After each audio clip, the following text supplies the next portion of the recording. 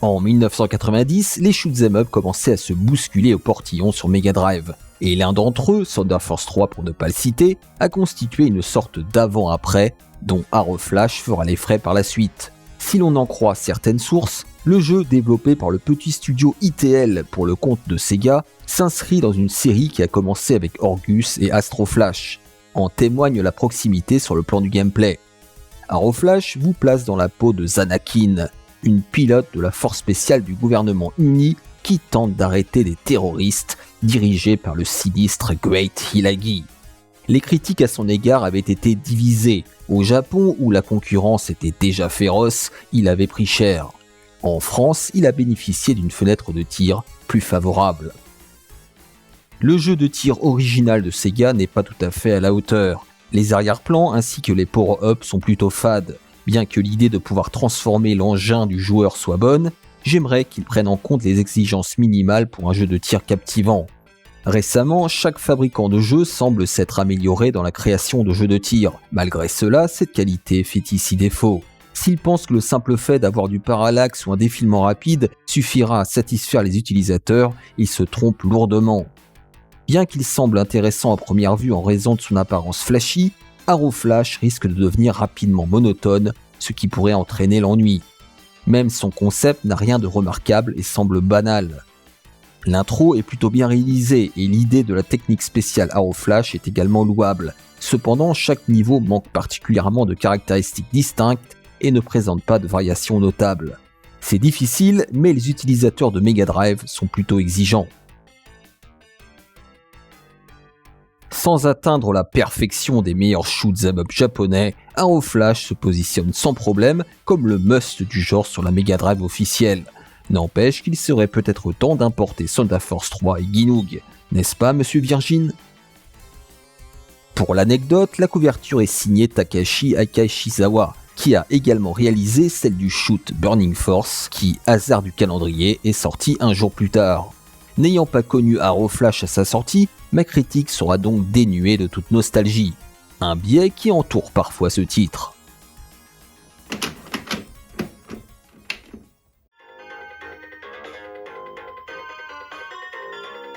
Malgré son évidente désuétude, le titre de ITL a quelques arguments à faire valoir sur le plan technique, en respectant le cahier des charges de cette époque. Scrolling différentiel, transparence, distorsion et même mise en scène avec la chute de cet imposant vaisseau en arrière-plan. Certes, le pixel art, un peu naïf, manque parfois de finesse, comme en témoigne ce décor grossier.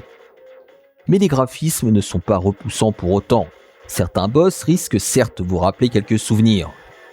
Oui, niveau originalité, on repassera. Autre point fort, la variété des environnements qui, s'ils sont parfois dépouillés, évoluent au minimum 2 fois par stage. Arrow Flash faisait en outre honneur aux capacités techniques de la Mega Drive en garantissant la plupart du temps un scrolling d'une fluidité exemplaire. Les exceptions sont la conséquence de l'utilisation de certaines armes gourmandes en ressources.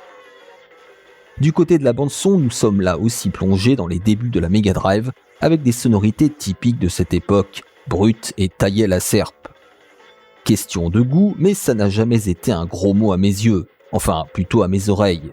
Si certaines mélodies sonnent quelconques, d'autres sortent du lot et hissent les musiques à un niveau plus que standard. Les bruitages sont si classiques qu'il est difficile de les juger, mais ils ont le mérite de ne pas agacer, comme c'est parfois le cas. En revanche, où sont les voix digites ? Votre appareil, qui apparaît d'abord sous les traits d'un mecha, peut se transformer en vaisseau d'attaque en appuyant sur le bouton A, dont les différences se situent au niveau de la taille de la hitbox et de la configuration des tirs. Plus défensive dans un cas, plus offensive dans l'autre. Mais ce changement influe aussi sur l'attaque spéciale, le Arrow Flash dont le jeu tire son titre. En mode chasseur, il tire une rafale de gros lasers vers l'avant. En forme de mecha, il se transforme en une boule d'énergie que l'on peut déplacer librement pendant un temps limité. La complémentarité des deux formes est convaincante, et il sera nécessaire de switcher entre les deux en fonction de la configuration des ennemis et des niveaux. Chose appréciable, les options permettent d'activer un auto-fire et un système de charge alternatif à un système de stockage pour ses attaques spéciales, renforçant à mon sens l'aspect tactique de leur utilisation. L'armement est composé de 3 types de tirs principaux qui malheureusement ne sont pas assez complémentaires entre eux. Seule la transformation du vaisseau est vraiment déterminante. Le vaisseau s'accompagne en outre de 2 options, les missiles et les modules. Dans un cas, ils sont fixés au mecha et dans l'autre, ils suivent vos déplacements. Comme je l'ai mentionné plus tôt, les 6 niveaux se révèlent plutôt variés sur le plan graphique et indirectement sur leur design. Les stages savent évoluer en passant d'environnements ouverts à des phases plus étroites où il faut par exemple slalomer entre des astéroïdes ou se frayer un chemin dans les grottes. Certaines phases se déroulent même verticalement. Malheureusement, le jeu souffre d'un level design trop plat, sans aspérité ni coup d'éclat, et d'un problème d'équilibrage. Ainsi, lors de certaines phases, il suffit de placer son vaisseau au centre pour abattre tout ce qui arrive à l'écran. Les combats contre les boss sont également une formalité, même si certains d'entre eux peuvent vous donner du fil à retordre sans que l'on sache si c'est intentionnel ou non. Le sort d'Arrow Flash s'est donc joué à quelques mois près. S'il était sorti avant la vague déclenchée par Thunder Force 3, qui a vu l'arrivée dans son sillon des titres solides tels que Phelios et Hellfire, il aurait probablement pu se démarquer et accéder au succès.